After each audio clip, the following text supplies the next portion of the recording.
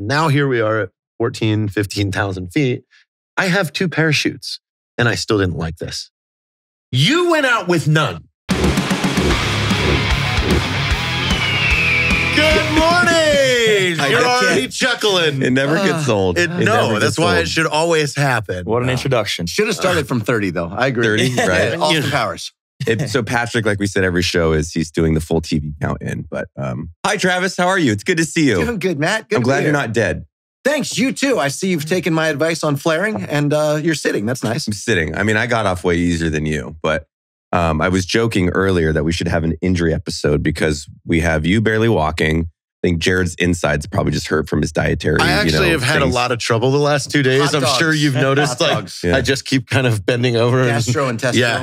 It's real. It's been real bad. I have a ripped up knee, and you have a broke femur. Yeah, a broken femur. Yeah, but it's held together with some titanium and screws, so I'm pretty good. For those that don't recognize that beautiful Australian accent, that is our other freestyle motocross rider, J.O. Archer. I don't know if me a freestyle? I don't think we count you as a freestyle guy anymore, right? You've transcended to race car driver. Yeah. Right?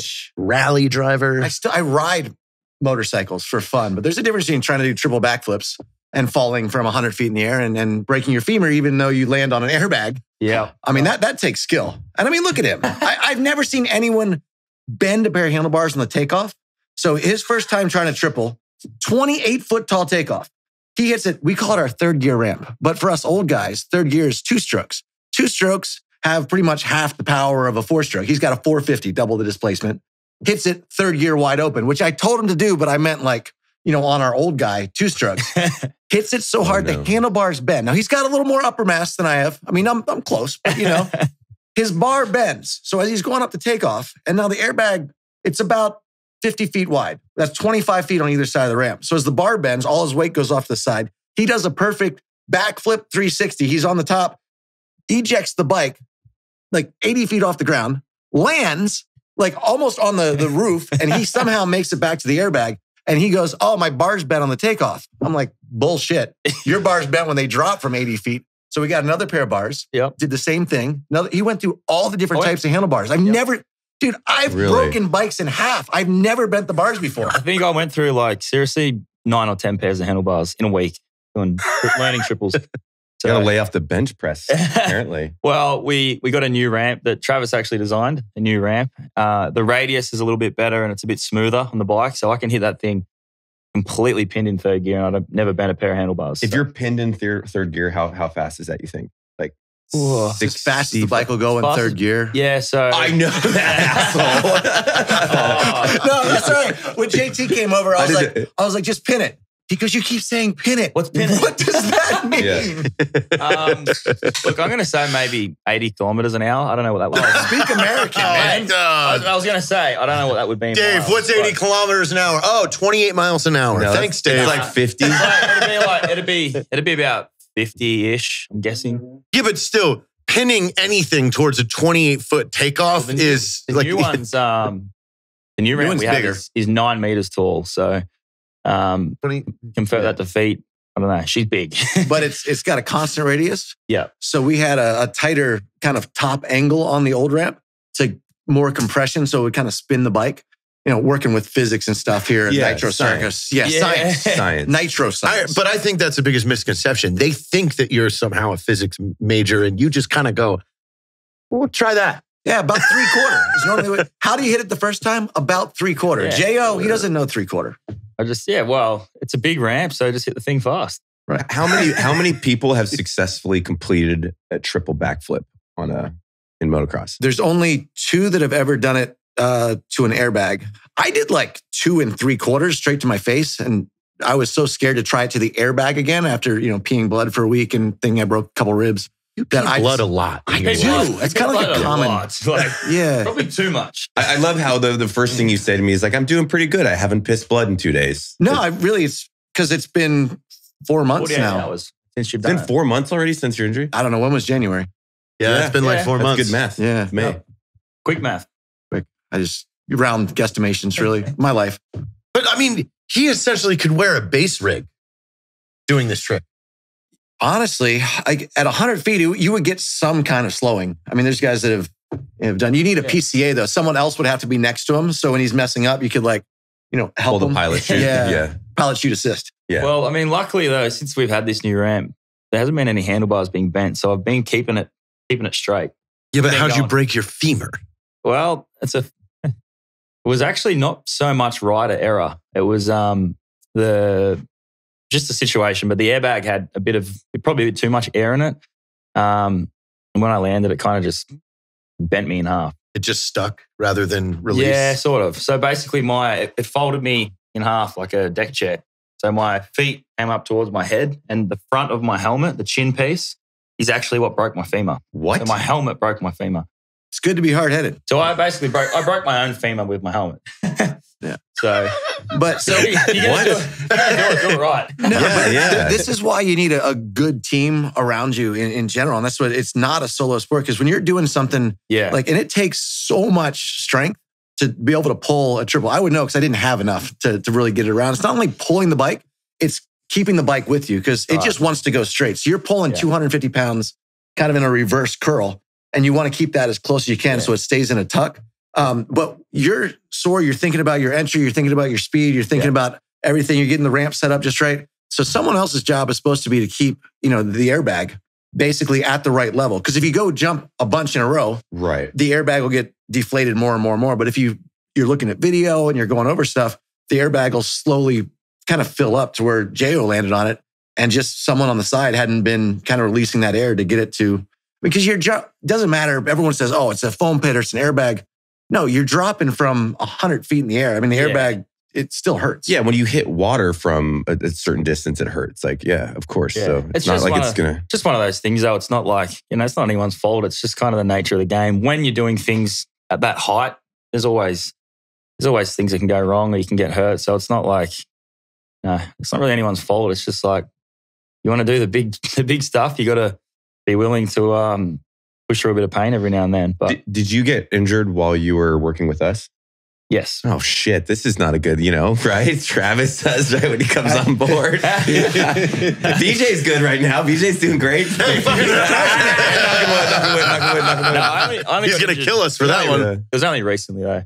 But yeah, like Travis was saying, there's so many things with the triple that you've got to focus on. And for instance, from the time I take off, the time I hit the ramp, there's like 4 things in my head that I need to do before I get there. And one of those is hooking both feet. So I hook my feet underneath the gear shifter and the brake pedal. Okay. That way you're locked into the bike. And then But if you hook your feet and then you readjust, it drops the gear, it picks up That's another right. gear, hits You gotta false be- neutral. There's you gotta all be- kinds of you stuff gotta be there. careful. And then for my throttle hand, if I was to ride normal and with this sort of body position and absolutely pin the throttle as much as I could, I'm going to be like this. So when I pull, I'm going to go, you know what I mean? It's not going to be a straight pull. So I always roll the wrist forward so that I can get 100% max throttle on the ramp and I still have a decent body position. That way I can keep the bike. And one thing And I that learned... throttle position is actually supplementing your flip, absolutely, right? yeah. But it helps more as the rear tire's in the air. Like you can kind of drop, especially right as you get that zero gravity arc. So your goal is to get 2 flips on the way up. And it's probably about 70 feet above where the top of the takeoff is. And if you can get it here, your goal is to then re-throttle, which drops because As it that drops. pulls the rear tire down right as you hit that zero gravity point. I'm going to nod and pretend I fully understand this, We'll have but this to show is you really some video. intriguing. No, this is intriguing. I learned a lot though from Travis with things like that, revving Like what the not bike. to do. And but like one thing that's hard with the triple is obviously you're pulling so hard off the lip, but it's then staying central on the bike because it's super easy to be actually pulled to the front of the bike once you start rotating because the bike's coming one way and your body physically wants to go that way. So you got to kind of switch your core on a lot and kind of tuck in with the bike like that. And that way it keeps it going. And you can actually, I figured out almost how to, and Josh Sheehan does this, speed it up, speed the flips up. Normally the first, second and third get slower and slower and slower.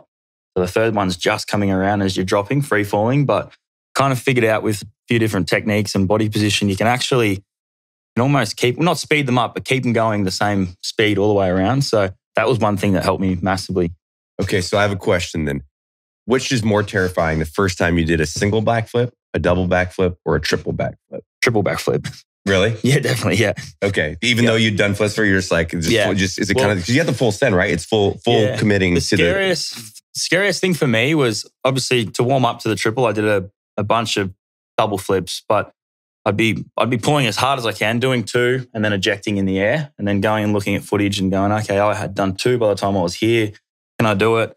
But the scariest feeling for me was like the first time I've done 2 and I'm still in the air and I'm like, all right, stuff it. I'm hanging on. And there's like that split second. And if you hesitate for like a 1/10 of a second and you don't know if you want to commit, you're right, it's done. You're over. You ain't going to make it. We call it a safety check. So the hardest part, like when you do a single flip, you commit and that's it. You're on the takeoff. You only have to commit once. On a double, you go around and you're looking at the ground as you're going up, right? So you're just seeing the ground fly away and you're almost starting to come down and you're taking a 250-pound motorcycle and you're pulling it around again. Now on a triple, you hit the takeoff at, freeway plus speeds on this 80-degree takeoff, which is like, you're just all the G-forces you can possibly stand where your body wants to buckle, especially like me personally, because I'm just not that strong. And when you hit the top, you got to get the pop just right. Now, if you get that just right, that's only your first third. So the second one, you got to recenter, pull it around. And if you get to the top,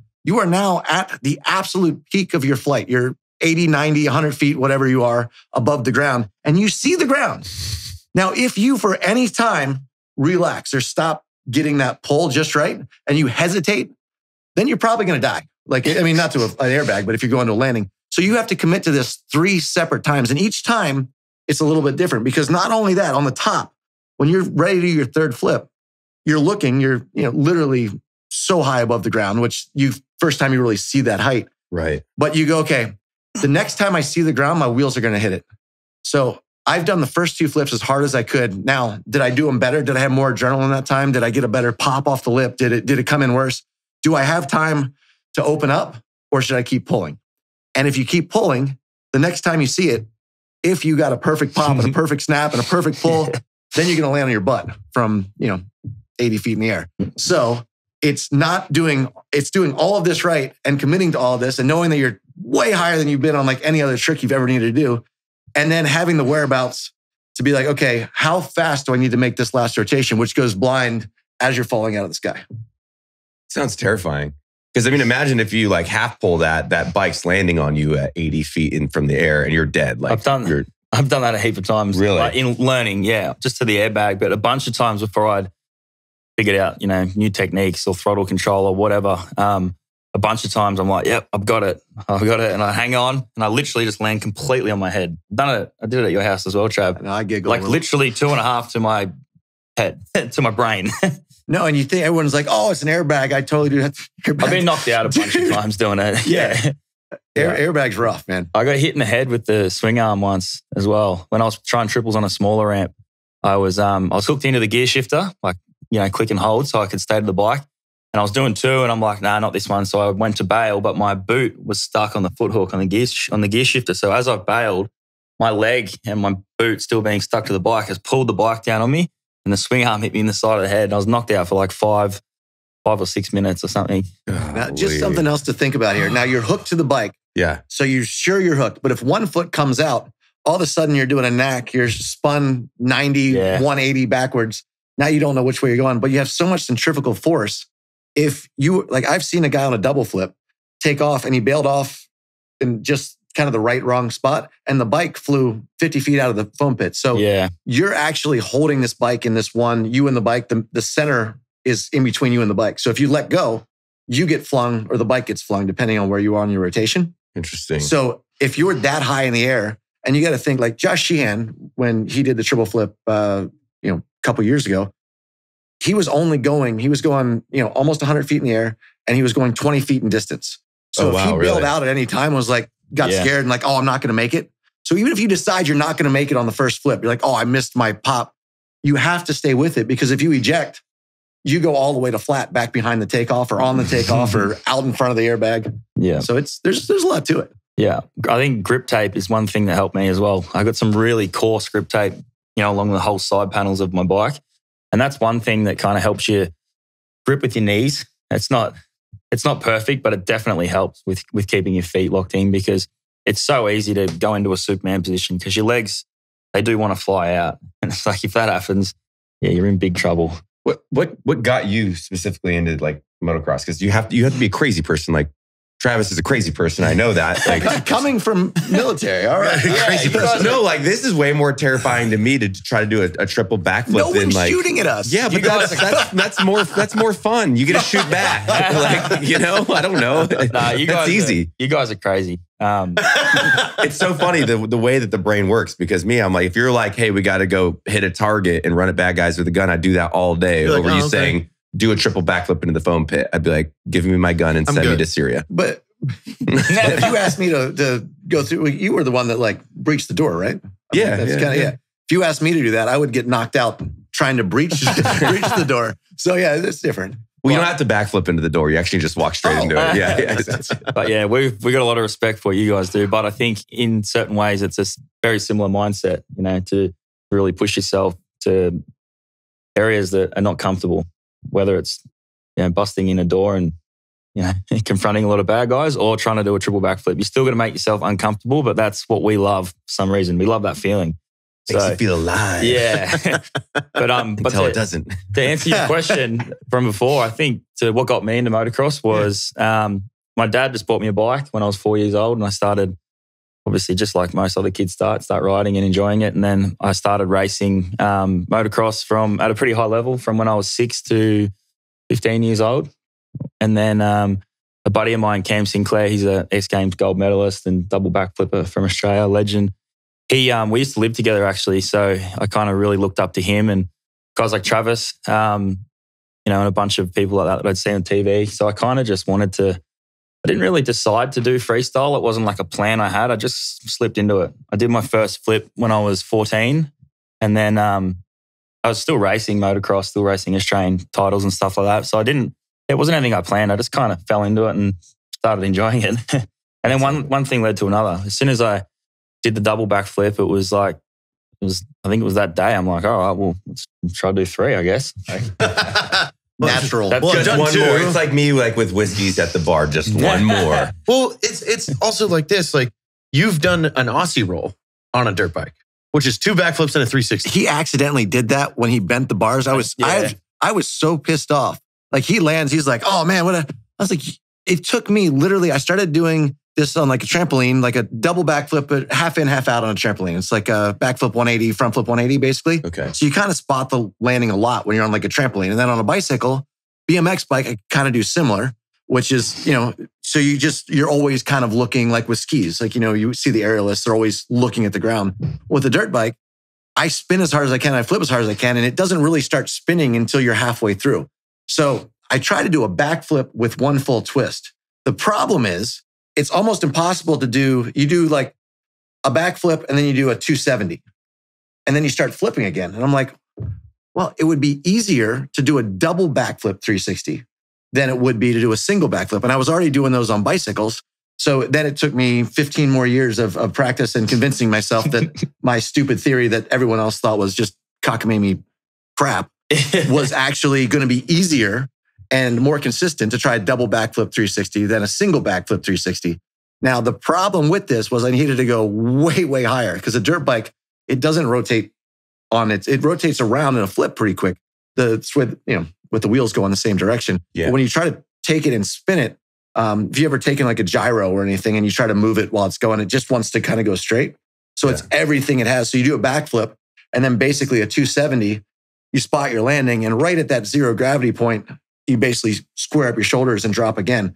Well, he bent his bars, hit the thing way too fast. First ever triple backflip attempt, and he does a perfect backflip 360. So now we really need to do is get bars that give out on the takeoff. Yeah. Hit it way too It's fast. automatically He's got Just it. give me a set of bent bars to start off with, and we can just go from there. Might work. Well, I was there know what when I'm you gonna landed that one. But also my point to that is anyone going to ever do that again? Oh, for sure. It doesn't matter. Who's trying it right now? Okay, well, you got to think. When you think of skateboarding, you think of Tony Hawk probably. You think of the 900. You're like, oh, dude, the first one to ever land a 900. There was an 8-year-old at my house that was warming up with 900s trying to get 1080s for the competition he was going to. He does 900 on back-to-back walls. Crazy. He's 8. Wow. And I'm not, the ramps have improved. The board, I can't imagine the board's got that much better. I don't know a lot about skateboarding. That's kind of my wife's side of the family. Yeah. But at the end of the day, riders get stronger, they get better. Like we didn't think a flip was possible. So growing up, I never worked on backflips. Now the kids that are trying to get into freestyle motocross, they're doing backflips at 3-4 years old. They're doing backflips on the ground. They're doing twists. Yeah. Well, I think it's the progression of any like pro sport. I mean, like the same ways with MMA now, you have 8-year-olds who have better techniques hitting mitts than I do, right? Because they've seen the sport, their parents have it, and so much evolution has happened over the last 20, 30 years. I think motocross, skateboarding is all the same. Because like I remember Tony Hawk landing that 900 because I was a skater boy. I listen to Avril Lavigne, of course. That's what I was saying. Who doesn't? You have to say that. You have to. Yeah. But yeah, same thing. It's crazy that what these kids are doing now. And you wonder what in 10, 15 years the sport will look like. What is a bunch of crazy people like you, Crazy people like that, dude. You'll see the athletes are going to get stronger. Like, I mean, even if you look at football back in the early days, you have to, the bikes get faster. They get lighter. The wheels, the rotating masses get lighter. So you're not moving as much around. The ramps are getting bigger and bigger. And what we learned when we were first starting to try the triple, I mean, I've been working on it since 2008. I've never done it because I'm just not as talented and realized that I was scared shitless. And decided that I could make my kids as an excuse to like go back. We get it. You're humble, but okay. Yeah. Long story long. I'm just doing that for myself to try to feel like I'm not going to go and try a triple when he does it next time. But definitely no, but at the end of the day, we had to figure out a landing that Josh Sheehan, he was like, look, we have a flat bag, but if I land like this, I'm going to loop out. We have to figure out how to get a softer landing on a hill. And what's been interesting is you have all the different, like now snowboarding and all the different Olympic organizations are calling up, Nitro Circus and being like, okay, how do we do this? What do we do? What did you guys use for that jump? And now airbags have gotten so much better. And the technology there, you're able to, what we thought we needed, we don't need. You can only, you have a 2-foot airbag and that impact will save so much. We had, it was 8-foot bag and it was hard to ride out of. And we had a couple of guys that were breaking shoulders and collarbones trying to ride through the bag. It would just, basically shit whip them to the ground. Damn. I mean, it seems, is it fair to say, because like Nitro Circus, what you guys have accomplished over, I mean, how long has Nitro been around? 2002. 2002. Yeah, I was going to say 20 years. It seems like a lot of people probably come to you because the evolution of the sport, Nitro did a lot of that. I mean, you look at some of the stuff you're doing with the adaptive athletes. What'd you do? Fuck that sign. But like you got people doing double backflips and wheelchairs and shit. Like you guys are like pioneers of stuff that's never been done before, at least in my eyes. It's truly amazing to watch. And especially some of the guys have got injured and then are given the opportunity to get back up and do what they love in a different way. And how you guys support them. It's pretty cool to see that. No, well, everyone always says, how do you get these riders to do this? I said, no, it's giving a place. They're going to do it anyway, but since the time I was a kid, all I wanted to do was ride dirt bikes. I wanted to have we had the mattresses like that old movie Rad, on the landings, and we had mulch piles and whatever we could to soften up the landings. And as the foam pits came and progression came, we realized we could start flipping and twisting. I basically built the compound back in Maryland to be the safest way to possibly progress, to have as much fun as we possibly can, and not to make it a video game, but to be able to, crash and get up and try it again and try it again. And with that, so many of the best athletes in the world, whether it's scooters or BMX or mountain bike or motorcycles, if they want to do something that's never been done, usually I'm the first call. And a lot of guys it's kind of got this almost mythical place where if you do something at my house, or even if I do something, people like, it's almost not real. And I don't know how to explain that, but so many have come to the house, learned how to do it, got all the measurements and figured out all of the foam pits and the airbags and whatever they needed to make it work, and then gone and built it somewhere else. Because literally, people see this place that they played on, old Moto Tracks video game back in the early 2000s, and it just doesn't feel real. And I think that's what's really neat is growing up and making a place that literally is what my dreams have always been. And to see so many kids, I mean, there was a 11-year-old girl that came in. It's cool because she, just wrote to Lindsay, my wife, on Facebook and Instagram, and her mom had reached out and it's like, I want to come over. This when she was 10. She's like, I can do a backflip. And with social media to where it is, people always say, how can I get on Nitro Circus? How can I get, dude, if you're doing something that's never been done, or you're pushing yourself, or you're, trying to do stuff that, just pushes kind of your genre of whatever that is. It doesn't matter. Nitro's never about being cool. It's about being innovative. Yeah, it's about trying stuff that's never been done. And now with social media, there's a way to get anywhere you want to go, to do anything you want to do. And she came out, and on her first day, she was doing backflips in the foam pit. An 11-year-old girl rode out of a backflip, and she's tough as nails. She had a couple really big crashes. Now we have the airbag. She wanted to go to dirt. I'm like, look, get some more practice. Like, as crazy as we all sound, like the last thing I want to do is see anyone get hurt. And I think that's why, Nitro Circus, we have caught a lot of flack when we first came out with the airbag landings. And they're like, oh, that's not real. I'm like, maybe not. But instead of going 30 feet in the air, we can now go 60. Yeah. So if we can double the amplitude and you still got to ride out of it, and I'm not watching my best friends go to the hospital every day. Yeah, they still make mistakes. Yes, stuff still goes wrong. There's nothing that can ever make it fully safe. And I don't think it should be, because it's action sports. This is what makes our sports, that's what separates. Have you ever seen this in person yet? Like the place in Maryland? No. I mean, just have you seen a freestyle? Like legit No, I mean, I've watched a lot of freestyle on YouTube, but not in real life. Wait until you see this like in person. It's not real. Seeing a motorcycle go 80 feet in the air. My first World Games, I was like, what is going on? Yeah, I have a feeling like the wide lens of the X Games or something doesn't capture the magnitude of the trick. And then when you see and hear it and watch what they're doing with these things, it's out of control, like unreal. And we're a couple weeks away for his first run. He gets to see the Mecca. Yeah. No, this is cool. And I just want to thank you guys so much for just everything you're doing for the community, and coming out and working with different guys, Walter Reed and all the kind of different. Let's talk about that. Yeah. So when we're just saying, I get to see your spot, Pastrana Land, for the first time, Memorial Day weekend. Yeah. And then, so I believe you, and we're supporting the function, but talk to Walter Reed. We're getting a bunch of wounded guys and veterans out there, and we're going to host an amazing event. Thank you for allowing us. Your events jumped on board, and it's cool being East Coast and Annapolis. There's a lot of organizations doing a lot of really cool things. But coming in, I actually talked to JT, and the coolest part about being Black Rifle and being, my father was a Marine, his father was a cook on the Navy. He actually fell off a ship in World War II. Anyway, a lot of long stories there. Did they find him? Yeah, they did. Okay, good. He had his shoes after 2 hours. Yeah, it was great. But, being around, Naval Academy is a mile from my house, and just my best friend ended up joining the SEALs, and there's a lot of military and just kind of that mentality around there. And a lot of what I love to do is very, kind of similar to what these guys are doing when they get out. Whether they're hurt or not hurt, or emotionally or physically, and to come in, with Black Rifle support and be able to bring in Tim Montana, to put on a rad concert and be able to get these guys on the Can-Ams. We heard One Horseshoe might be showing up too. Really? Yeah, that's what we heard. The legend says One Horseshoe will be playing They don't open up songs for anybody, but we heard.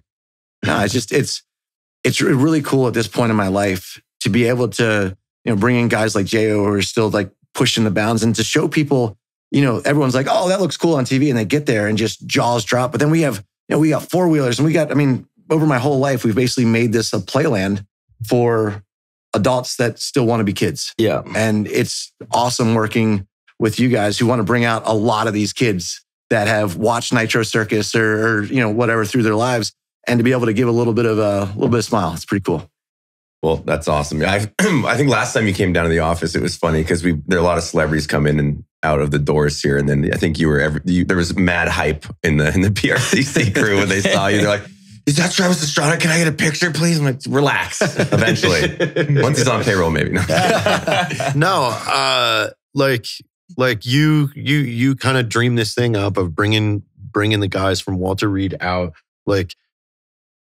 The pure enjoyment for me is going to watch the look on their face when they ride with you for the first time in a Can-Am. Like, yeah, there is no other experience like that you guys will have. Like, this is like nothing you've ever done, because it doesn't seem you see the smile real. on his face? Well, no, I wonder if you because I've been in with BJ, right? Yeah, so when a professional is a professional. It's surreal. True. It's surreal because we talked about this when BJ was there, but like. He teed me up pretty well for it, because he was just like, a lot of people freak out, and I'm not the type to freak out. but there is a level of just accepting that you don't know how the fuck you're doing that thing right there. Yeah. I'm like, we should be upside down, burning and dead right now. But then the truck is just coasting through these things, and you see a mound. I'm like, oh, we're gonna flip, and it just like floats right over it. So it's cool because when you get out, you're just that endorphin dump is so awesome. You're just smiling, you're happy. So I'm super stoked for some of the guys to ride with you, like in the Polaris and everything.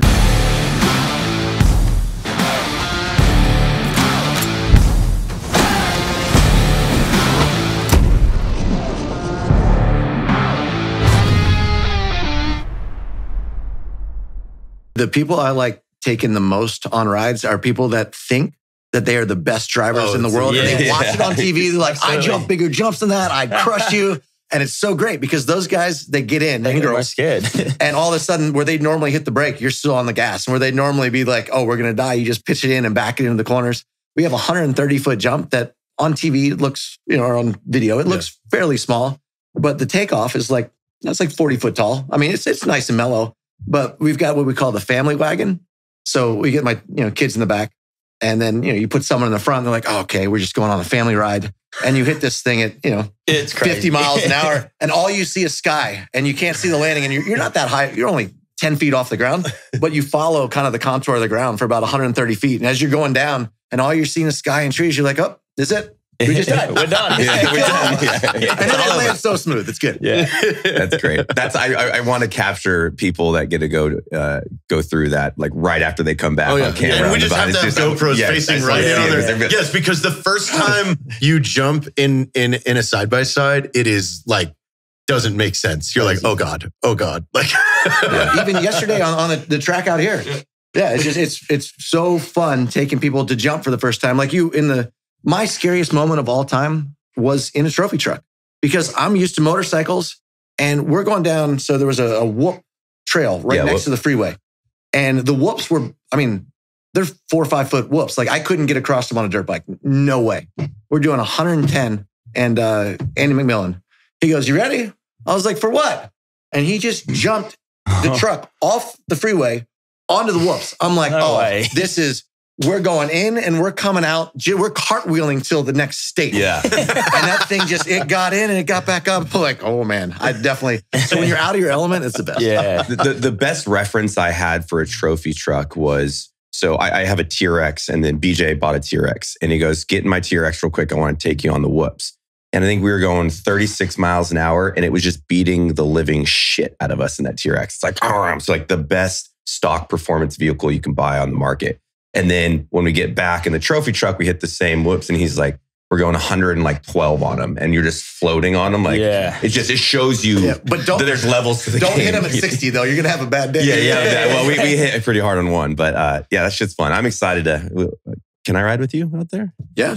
I would say you could drive your own, but he made it to the first turn before he rolled.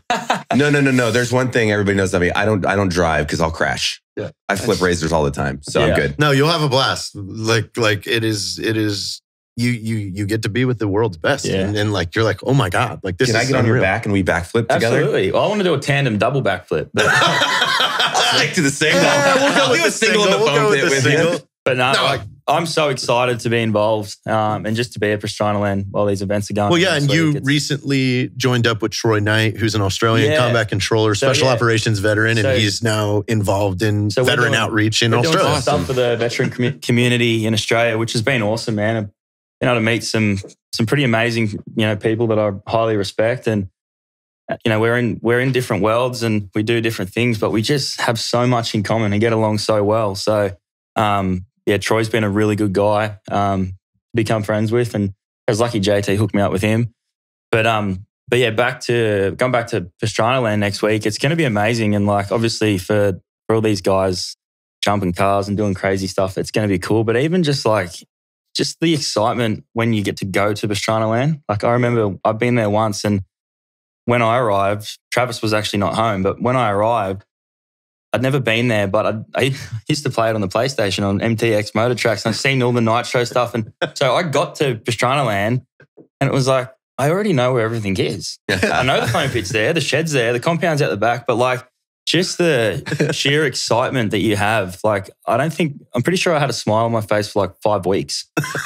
And I got knocked out a couple times and stuff. He still had a smile, Still had a smile. Still had a smile. But like, Even when he's knocked out, he's like, hey. But like, just, it's going to be so awesome just to see. There's going to be a lot of people with big smiles on their faces, and, just to be able to go there and experience it and meet all the guys. It's, it's something that I'm even incredibly like passionate about. And I'm so happy to be there. I'm excited for you to it. see, like, the crazy thing about the freestyle moto world is, like, there are these crazy athletes, but they're the fucking nicest and funnest group of people to be around because they're all rooting for each other constantly. Right. So when you see them do the demo on Sunday, because they've got a bunch of the best riders in the world coming out to demo on the last day that we're there, when they have all the wounded guys out to watch, like, it's crazy the energy that's going around because these guys, they're like pushing each other, but they're helping each other. Yeah. And it's wild to see. It's fun to watch. One cool thing about the freestyle motocross community is, at the end of the day, we're all great friends. We all get along. Yeah, but they're all competitors. Yeah, but they're all friends. We're all competitors, but we want to see our mate learn something new, or if you can teach them something, what goes around comes around. Like, we're lucky that we are competitive, but everyone helps their mate learn something new. And I mean, Travis is probably the best example for this. It's like, back when you were competing in X Games and stuff, you used to want to let your competition come and ride with you at your compound. Like, that's unheard also of. secretly I could learn what they were doing as well. There was a bit of a moment, but that is unheard of, and that's just Travis, like, wanting to build the sport and not just wanting to go and win. It's like, I want to win against the best people. We want to be learning and building the sport, and I think, like JT said, it's a pretty cool atmosphere when you get everyone out on the same day and kind of feed with each other as well. You see someone do something cool and then you get like, oh, I'm excited now, and you keep getting better and better and better. So yeah, it's pretty bloody cool. Well, I mean, for me, it's awesome, what Jared and I put together, just even Black Rifle Coffee being a part of, motocross, freestyle, rally, the whole thing, just seeing, and it seems as if the sport and sports has been fairly accepting of the brand participating in it because, 100%. a lot of good people in there. And then obviously people can't ride on any platform if there's not sponsorship money. So from that perspective, it's a pretty cool thing to support some of these legends like you, Travis. Like, it's amazing you're working with us. I'm so stoked on it. Dude, couldn't be more just stoked and proud to be with Black Rifle. I mean, what you guys represent, at the end of the day, it's living the American dream. It's work hard, play hard. And, you guys, it's so cool now wearing Black Rifle hat. So many people come up, they're like, oh, it's so good to see. Yeah, I love Black Rifle. And you're like, oh, yeah, me too. But it's something I never got with like my other sponsors. Like, Flight Attendant was on the plane the other day, and she came up and just her excitement, her general. I'm like, oh, do you ride? She's like, what? That's a very strange question to ask. I was like, no. Like, I thought you knew who what? No. Black Rifle. I was like, you got an hat on. Yeah. That's great. Best coffee. Great coffee. I know. I guess this is your first show since you've changed flags. No, that's what's really cool about, kind of you guys in general is just everyone says, you know what I mean? Like, Red Bull is known as kind of maybe the leader in action sports, where back when I joined Red Bull, they were similar to where you guys were. It's an Austrian company, but it's still, the owner goes out and Dietrich, he gets a MiG and just wanted to have fun. He's base jumping. He's, just how they kind of branded and marketed. And you guys are a lot in the same kind of vein. Like, hey, how can we go have fun with like-minded individuals? And how can we give back to the community? How can we take what we've done and be able to make an awesome product, but also be able to build up America, be able to build up the sports and the people that are here that we like, and even some Australians as well. Yeah, mate. And a lot of that, I think, for us is like, I really want people to have the takeaway of like inspiring people to keep living life. So, because so often you have like the D1 football syndrome, and I use that as an analogy to like military is you serve your 4 to 8 years, you get out, and that's it. That was the thing you did, and you hang your hat in that for the rest of your life. And I think getting involved with like motocross and all this other stuff, it inspires people to get back out, maybe go jump out of a plane again. And we have to remind ourselves to do stuff like that. But it's really cool to see, people that didn't have a lot going on. They got out of the military, and then they start hanging around with the brand and all the associated people, and they start fucking living life again and getting in the gym and just having fucking fun. You know, we're all gonna die, so it's like you might as well ride this bitch in a little bit. Just enjoying life. Yeah. So interesting with rally, but that's what a lot of people are, you know, like JT, he's like, I love rally because I can go out and, you know, your general blue collar worker will go out and be able to participate against the Ken Blocks and, you know, the Brandon Semenukes and the top guys in rally. And you race on the same roads that they race on. And to build this sport on the grassroots level and to give so many people an opportunity that come and they're like, oh, well, I can't race cars or I can't do that. And you're like, well, literally, you could get a $5,000 car. Mike Glover is a perfect example. Dude, Glover's doing awesome. He's killing it. I think he came in thinking he was going to do a little better that first round, but he's buckled down and he's worked so much harder than I've seen anyone. And he's like, he's convinced. He's like, I am going to be the world's greatest rally driver. And you know what? With his attitude and the amount of work that he's putting into it, I don't doubt it. It's impressive because this is his first season. Mike Glover, everybody know it. Yeah, Field Craft Survival. Yeah, and the last race in Olympus, he got third place in his class. Different classes. Yeah. Still. His third race ever. Good job, Mike. That's pretty impressive. That's good. But he's living up to what he says. He put his money where his mouth was in the essence of, I want to do this and I want to be good. So we put in the work. Put the work in, you'll get there. That's right. But it's the fact that you can do it. And that's like, I mean, I know you guys like NASCAR and Noah Gragson and, it was Bass Pro. Like there's a lot of really, Ty, of course. There's a lot of really cool things that you guys are doing. But I think a lot of the stuff that I'm doing specifically with JT is what can we do that's reachable? What can we do with the people that are like us? What can, the military guys do? What can the division, what can the football players and the athletes, and what do they do when so many friends in action sports that, they were good. They made decent money. And then all of a sudden they're 28, 30, 35 years old. And they realize they're like, well, I didn't go to college. I guess I'm construction, which is awesome. That's what my family does is construction. But what can I do on the weekends, even as a weekend warrior, to come together with my friends where I have that same camaraderie? When we're on the Nitro Circus tour, there's guys every day that they're riding with broken bones, and we're going out, and you could have a wheelchair next to a sidecar, behind a four-wheeler, in front of a side-by-side. And everyone really trusts each other, as silly as this sounds, and not to even remotely say that we have any idea what you guys have been through. But you trust your friends with your life. And winning is actually winning. There's a success. It's a monitored thing. And when you get out of sport, when you get out of the military, I found it really similar in the guys they're missing that camaraderie. Like winning doesn't really mean the same thing as it did when you're competing in sport per se. It doesn't necessarily, the things that you're doing don't have that same excitement. It's not life or death doesn't mean life or death. But you come out here and you can pick your level that you want to get in, but let's find these grassroots sports. And for me, I don't care if it's racing a 5 horsepower Briggs & Stratton or 900 horsepower Subaru. Like the feeling of that competition is what drives me. And I feel like that's the same for a lot of the people. Well, so to kind of fill you in on more stuff that we'll talk about over the course of the rest of today and things like that, is what him and I have been trying to figure out is next year doing something that anybody can enter and compete against us. So like we're trying to find something in motorsports that could be like, hey, the veterans, at Fort Bragg at 82nd guys put together a team, or hey, everybody comes together. Whether that's it's like the idea of like the flag football where you went to a base and then they got to build a team and try to beat you. But obviously something, or it's like a minivan rally. Under $1,000 car, or Texas Dave had a great idea of the Coleman motorbike that you can buy at the Tractor Supply that's in the box. You got to put it together. You have to put it together. That's the time. Go. Oh, that's great. And then you have to complete like an hour's worth of laps, and whichever team gets the most wins. So it's like these things that you're all going to lose if you go to like Arkansas, because they're going to be like, oh, my uncle's got the whole hand meter. Barrier to entry is not expensive, but it makes you go out and form a team of 5 to 10 of your friends and go and compete against the world's best. But everybody thinks they're the world's best. Everyone has a street bike Tommy that every time they see a video, they watch NASCAR, they're like, put me in. I show those boys how to drive, Sorry, I always do like a country accent because that's most of the guys that really believe that. Oh, he does too. I'm a Texan. It's not offensive.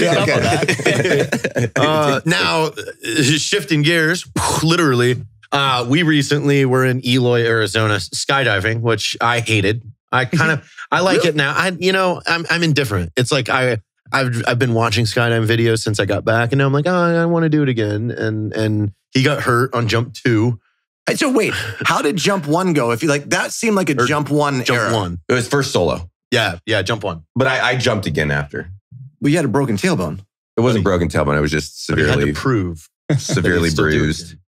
Of course, I got the standard from all my friends. I didn't break it because I'm used to getting pounded so hard, the whole 9. But Right. Yeah. It's, Wouldn't wouldn't have gone there, but yeah. Yeah. it's okay. Now that you brought it up. Now, yeah, it's okay. Yeah, no, understood. I'll take it on the chin. Wait, that doesn't work at that. Yeah. Wait a second. That's icky. No, skydiving's fun. Yeah, for sure. But I'm glad that because what injuries did you fully sustain, if you don't mind talking about it, on your base jump? So I'm always a little confused, but I hit the ground and I didn't feel like it was that hard of an impact. Adrenaline's going and everything kind of slows down, but I hit and I went to stand back up and I just felt everything move and I fell to the ground because my dad always said, he goes, when you hit the ground, get up. And if you're broken, you'll fall back down. And he was right. It's one of the most true things he's ever said. So I fell back down and then I felt my belly was getting really warm. And the first person came up and said, how you doing? I said, oh, shattered my pelvis and I'm bleeding out. And they laughed. Said, no, like I'm doing fine, but we should probably go now because I definitely shattered my pelvis and I'm definitely bleeding out. So I called my wife, who I didn't mention that I was doing the base jump. She's not really Just admitted that one out. I told her they might have something like a couple months before and then I forgot. Beg for forgiveness, not ask for permission. Yeah. So now it's going to be really hard for anyway. So going to the hospital, they put in a catheter right away, which I found was very strange. Like I'd always been out when they did that. And they're like, oh, with these injuries, and they did the x-rays, they said you have a broken L5, multiple hip and pelvic fractures. So I don't know if that's like 2 or like 12. Could be anything. Could be anything. Yeah. And then the tailbone was broken from top to bottom. So they had to screw the tailbone in. Now, which was really interesting was when I came out, the doctor that was there, he goes, man, I didn't really understand. He's like, it was like an anatomy class because you already had fused both your SI joints. I was like, yeah. He's like, yeah, that doesn't happen. Like we just had never experienced that. So he goes, yeah, my buddy over there, he had his whole weight on you. He's a big feller. I'm like, yeah, he's like 240 pounds. He's like had all his weight on there. It's like, wow, he really is fused. He's like, that's going to help so much because with it fused, normally you have to wait as my pelvic went, it shattered far enough to rip my urethra, which was actually kind of the biggest problem. Travis got a dick rip. Yeah. And then he had 2 dicks. So then they put in dicks. another hole for me, which was nice. Enjoyable. Nice. So I had 2 dicks for a Nice. little bit. 2 dick. Nice. Yeah. 2 dick Trav. Yeah, exactly. Well, they took it out just fairly recently. I was actually You're back happy. to solo. Yeah, That's okay. that's one. 2DT. 2DT. That's what we call 2DT. Yeah. 2DT. So but at the end of the day, it was like, okay. And then, so they said, if you're running 101 fever or above, that means the tear in your bladder is significant enough that you have like basically crap leaking in there. Yeah. So I ran a 100 point, like between 5 and 8 for 3 days while I had 7 blood transfusions. And they're like, nope, not 101. You're fine. So blood transfusions, you're awake during this? Yeah. And they're just like pumping you full of blood? You just got a bag and it's just Just feel like an IV? Yeah. It's real simple. Yeah. And that was a base jump. So, well, here's something that was pretty interesting. And this is, I found out the first time I shattered my pelvis. I landed, I was my 15th birthday. And I went in and every time I had enough pain, like they're like, move over here. And then I'd pass out and then I'd just be over there. So I've never really been worried about experiencing more pain because I know that my body can only tolerate X amount. Yeah. And then it just, my threshold, it just shuts down. So I'm like, I've already experienced as much pain as I'll ever experience. So, and then I realized something else in this last one, which they thought it was, they brought in a psychiatrist when they asked me in one morning, because this was after 4 blood transfusions. I stayed kind of stable for a day. The next morning, they woke me up, at whatever, every 3 hours. And they're like, how do you feel? I said, I'm dying. And I'm like, but I don't feel bad about that. I just I'm like, everything's kind of happy and I'm dying. So they brought in a psychologist. Well, so what? Let's unpack that a little bit. Is it just because the way you felt, you felt like you were leaving? Like, no, I was basically, what I should have said was, hey guys, I'm bleeding out, I think, because they were poking me with stuff. They were doing everything. And I was just like, could barely open my eyes, but like I was just okay. Like nothing really hurt. And I'm like, man, this is kind of nice. I'm like, what kind of drugs you have me on? Like, you haven't really been on anything. I'm kind of allergic to most, like everything gives me a headache. So I try to stay off of, which has been a kind of a blessing in disguise for just the occupation and seeing friends go down, the painkiller route and stuff. So I always try to stay off of that. But yeah, it was like 3 days into the thing and everything was stabilizing. And so they brought in a psychologist. And then as the psychologist started talking, I was like, no, like I'm something's wrong. I'm dying. They said, well, you said you felt happy. I'm like, I do. Like nothing hurts. This is the best.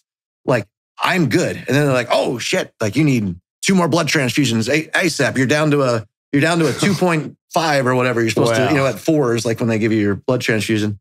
And I was like, no, I didn't mean I wanted to die. I just meant like your body, it can. So I learned. You guys need to fix something. That's crazy. It only tolerates so much pain before you pass out. And after you've gotten your blood to a certain level, or I guess an oxygen to a certain level, or whatever happens. Yeah, I've seen friends like that, just tired and just kind of like have some water and then, well, damn. So you came back. So I was in a hospital and a lot less. Yeah. See, every time I tell a story. No.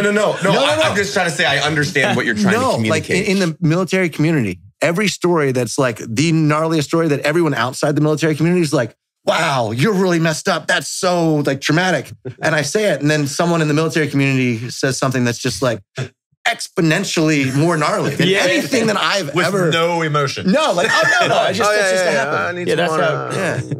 So I'm going to stop talking. Yes. No, I'm like massively intrigued. So once you got, did they find internal bleeding, and then that's why the blood transfusions weren't sticking, and they had to come in and do some internal surgery, or what was like the point where rehab kind of started for you? So they were 100% correct. Like I had some tears. I had a lot of internal stuff that was bleeding. Everything was basically just getting bled on top of my bladder. Like I had a blood clot in my bladder to start with, which is when they took that. That's when they put the catheter in because I couldn't go to the bathroom, which kind of sucked. But so after they did all that stuff, it was bleeding on top of the bladder, which I had to pee. So I was actually really happy that I had the bag for a while.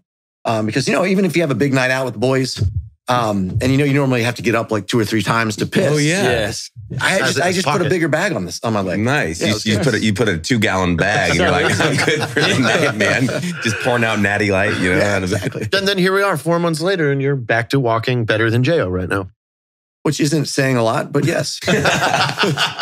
Well, I'm working on it. I was, and I'm not going to dime out who it was, but there's a rumor on the street that one of the first people that got to you, your first words out of your mouth were, "Where's Matt Best? I need to give him the RTD. Tell him to come here." Yeah, is that true? No, where were you? I wasn't there yet. I flew in. I flew in that afternoon. I would have been there to like play. Oh, film it! Yay! What he was yelling. Pretend that crashed before he got up and realized things were shifting. That is what he yelled. No, I knew that already. I got up like.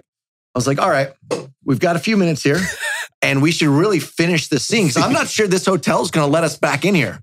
Like first priority, let's get this movie done. Yeah. That's true professionalism right there if you knew you had to pass it. I feel like before we're back. Being out at Eloy when we were like, and that first time they opened this door, and I've done this with the military static line 30 plus times. And now here we are at 14, 15,000 feet. I have 2 parachutes and I still didn't like this. You went out with none. Have you never seen Point Break? Come on. That's Johnny Utah did it. That is not science. I saw it. I watched it happen. It was a film, possibly green screened. How? Like, were you not at all? You ran nothing through your head of, maybe this doesn't work. No. So I actually went through Red Bull at the time and I was like, hey, I got this great, Red Bull gives you wings. I'm like, this is the best ad campaign. So they immediately pulled everyone that was in the Red Bull Air Force, which is pretty much a lot of your top skydivers. Yeah. And they said, do not help this man kill himself, which was nice. But now, of course, I'm still going to do it. So now I have to find people that weren't Red Bull or... People and country, I think you need to add into this. Right. Well, so not there yet. But so I got another JTAC. Military, I'm like, never leave a man behind, of course. So we got Plammer and I met this guy and, he was still pretty heavy in military stuff and not really doing jumps like full time for an occupation. And then I found some tunnel rats, some guys that go to like iFly and stuff.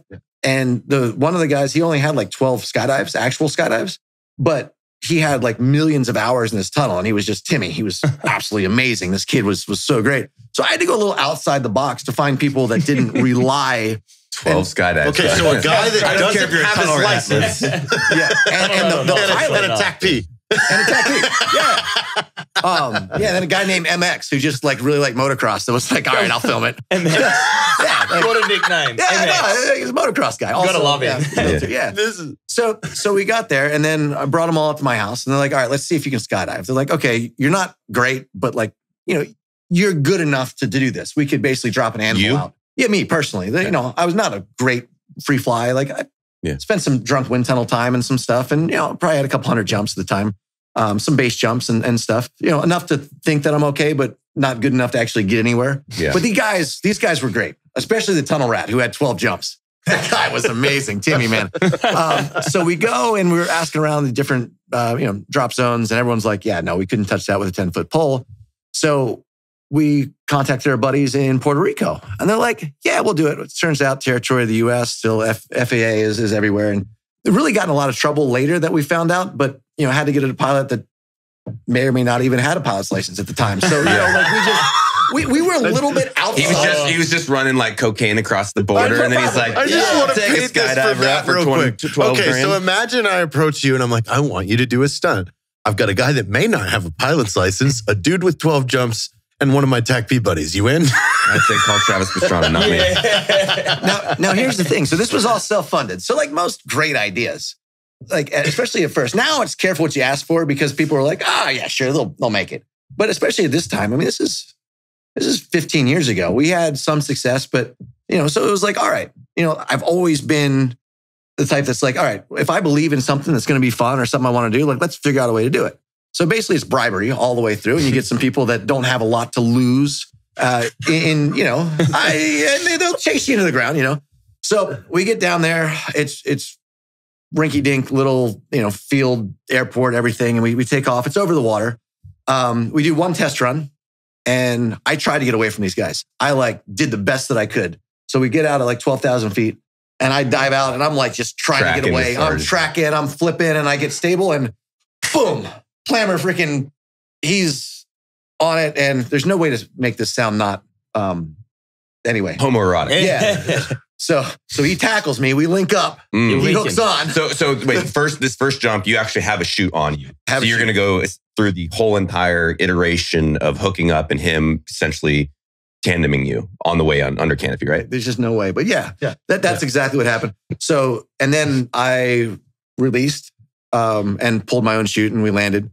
And they're like, well, I guess it's like, it worked. Like you tried as hard as you could to not make this happen, and we got it figured out. So we went up, but the problem was the second time I should have had like a blanket or something. I didn't think about it. In Puerto Rico, it's fairly warm, but it's pretty cold. So were you in Puerto Rico or Panama? Puerto Rico. Oh, Puerto Rico. Yeah. We're still territory of the U.S. Okay. Oh, dude. So you got so cold in the bird, didn't you? And you're like, fuck it, I'm jumping. Dude, so we got to 10,000 feet, and we're making slow progress because now we got 2 extra cameramen in there. So it's taken from, we're just circling at like 9,500, 9,510. I'm like, all right, 10,000, we're good enough. So I took off, and I did the same thing. So we who needs an extra 4,000? Who needs an extra feet? 20 seconds? Jeez, yeah, we're fine. So anyway, it all worked out. So I tried to get away, and then I did an arch. I did everything wrong, and but they caught me, and that's like military. Never leave a man behind. You were wearing a climbing rig. So it wasn't even a harness. I had a rock climb, like a belt. Oh my God. I like a tool belt. and then socks are important. I don't know why. You put socks on? Yeah, you had socks on. When my feet were cold. I haven't watched the video in a while. Warm. It's just pretty normal. I should have had gloves on after I thought about it. My hand, everything was just frozen. How did it feel? So once you got hooked up, So let's go back to the first. You know what scared me more than anything? Like I wasn't nervous. I knew these guys had it. I'm like, look, this is pass or fail. I'm not going to feel anything either way. I know that's a very morbid way to look at something, but no, that's totally acceptable. It's not like if I mess up a jump on a dirt bike, you got like a couple seconds of fun, and then it's going to hurt really bad. Yeah, like you got to learn, you got to land, you got to try to kind of land, like end land, or just get really unlucky. But jumping out of the plane, I stepped out and I thought, this feels really normal. Like I actually kind of giggled a little bit. And that's what scared me because Matt Hoffman, all-time hero, like legend, the Condor, BMX, like he was the original, like he's the guy that pioneered X Games before X Games existed. He's the one that kind of got it there. And we were walking somewhere close to a cliff and he wouldn't walk. I'm like, I never thought you were scared of heights. He goes, I'm not. I just, when I get close to the edge, I just want to jump. And I was like, man, that's next level. That's crazy. That's crazy. That's kind of what most people would say. But I jumped out and I thought, oh shoot, I'm Matt. So that like Hoffman. Hoffman. I love this. Yeah. This is awesome. And you did it with the Red Bull anyway. Dude, so at the end of everything, no one this day and age, they watched that video and everything that 99.9% of the comments, it's like, can't believe you littered a Red Bull can. And I did in my defense. I planned on jumping out, putting it in my, like basically in my underwear, in my bathing suit and going down with it. But when I jumped out, I giggled, and then I got scared that I giggled, and I dropped can. You know, so I'm sorry. I didn't mean to litter. No one likes litter. I think one Red Bull can, you know. I think it's okay. I think we're going to be for okay. the stuff. It's for the stuff. Yeah.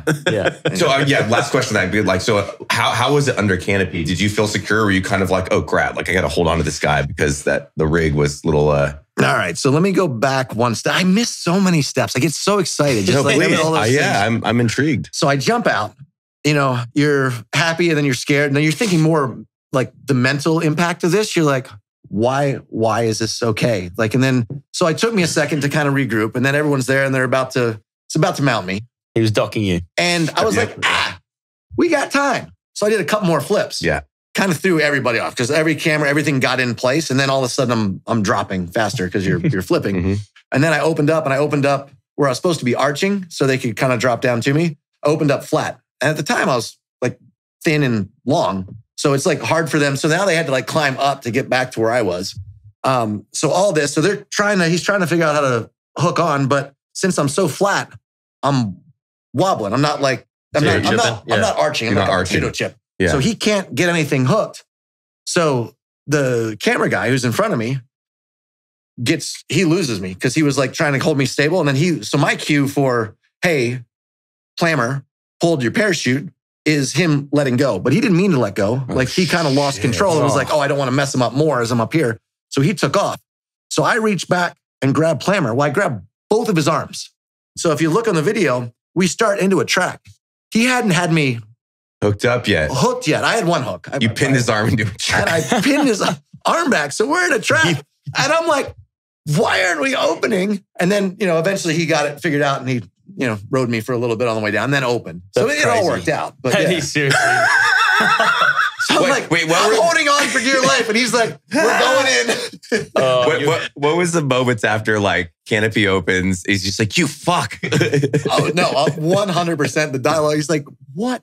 Like, were you trying to kill yourself? Like, dude, it's my job to catch you. I was like, no, like we jumped out, we got stable, we did a couple flips. He's like, no, I thought you were just trying to get away last time. I didn't want you to do that, like reenact your test jump. Jeez. Pastor fail. Pastor fail. This is insane. You are a bad man, Travis Pastrana. This story, like he told me this whole thing when we were at Olympus like 2 weeks ago, and I was just like, mind blown. What? Yeah. What? Why? Everybody needed to hear it. Well, and also it kind of looks like, because if I remember watching the video, you just kind of like bail like out it. It's not like you're like, everybody ready? Oh, you no. just kind of huck out and everybody's like, I guess we're going. I guess we're going. No, but what really sucked was when I opened the can, because the door was open, it covered the camera lens. So all the pictures are like a little bit blurry and stuff. And then, no one was really ready. I didn't look. Yep. Feels good. Let's go. I was never good with plans. It's funny because something of that magnitude, normally people would have like a professionally built harness and you just kind of sent it. So I went to, it's like, I forget, like REI or something, and went there and I was like, hey, so, what's your strongest harness like rated for? Like rock climb harness. Like, okay, but they're like, oh, don't drop the, if you drop the carabiners, they might crack and then they're not good. So just don't do that. So like these carabiners I had in my care, I put them in bubble wrap and I didn't let anyone touch the carabiners until I'm like, here, take these. And then Plammer drops them on the ground. I was like, the guy told me, he's like, they're Don't fine. drop them. Was there a contingency plan if you couldn't get hooked up just to like backfly and just like put your arms in between a chute and hold on like a koala bear? No, there was, I mean, it's. There was no like plan B. No, it's plan. It's Dude, plan it's A. going to work. Yeah. Like plan B was like worst case scenario, like everything goes, aim for when the waves were breaking, because then it's like, I always thought, so we jumped like, as highest I've ever gone is 100 feet, but a lot of the guys have jumped, 130 feet, 100 whatever, and you're looking at maximum velocity, you're going in at 90 miles an hour, say give or take from like 130 feet. So if you can fly flat, it's 120. Yeah, I mean, it's 30 miles an hour more, which is impactful, but I don't So were wanna you literally try just it. going to get long, like pitch helmet and I just was be gonna like, catch all the air and then last minute tuck or something? Last minute tuck, point your toes, land in the wave as it's breaking. I'm not Shoot good and enough to fire. ever do that, but in my head, In that your was head, plan, you're like, that was I plan got B. Yeah. Let's just get plan A sorted out. Yeah. Plan B's looking real iffy. Yeah. That's funny. I didn't know actually. So terminal velocity compared to how those high jumpers are. That's interesting because you're planning then, right? When the wave breaks, it's providing more of a buffer before like you hit the water. Oh, like you've got the air and mixed in there. the skin of the water is broken. So Yeah. like the big airs that they go into water, they've got air being pumped into there because it disrupts. So you can go into the water smoother and it doesn't hurt. I mean, if you don't have that can go slap. in from 60 feet on skis, I mean, skis they're not going to, and if it goes through because of it's aerated, like it makes sense. I mean, honestly, my plan was faulty because it was probably only 6 feet deep, even where the wave was, and I would have just slammed the ground really hard and then it washed up on shore. But it sounded good in my head as like a plan B. But knowing how good these guys were, it was one of those things where it was one of the safest things that I've done. And yes, I'm sorry, FAA, I'm sorry, USPA and everything else. And I was able to work my license back to make sure that no one else does something as dumb as that ever in the future. That's fair. And Yes. I think that most people would agree with that sentiment. So Yeah, absolutely. there's the one guy that flew in, no parachute to land in the net. Was that was overseas or something, right? In Europe? No, that was here in the US. Oh, really? Yeah, actually, he just so whole different stories, but yeah, so him and his cousin, they just tried to jump out the planes and switch, and they Yeah, that lost was their crazy. pilot's license. So FAA, they're pretty strict on this stuff. Yeah. So Luke he's amazing. Absolutely, he's such a great guy. He actually took my skydiving for the first time. We jumped out.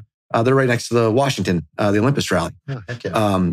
But yeah, really disappointing to see that the one plane it didn't work out, and now they're in big trouble. But I found that you're able to kind of work your way back in if you just try to do the right things. Maybe Just kind of sign the dotted line that says, I will never jump out of a plane without a parachute voluntarily. the problem And is you leave it can't. at hand. And literally can. That's the big Yeah, one. that was why you got in trouble. Probably Yeah. More than likely. It's, big, Yeah. it's a big deal. It's an amazing story.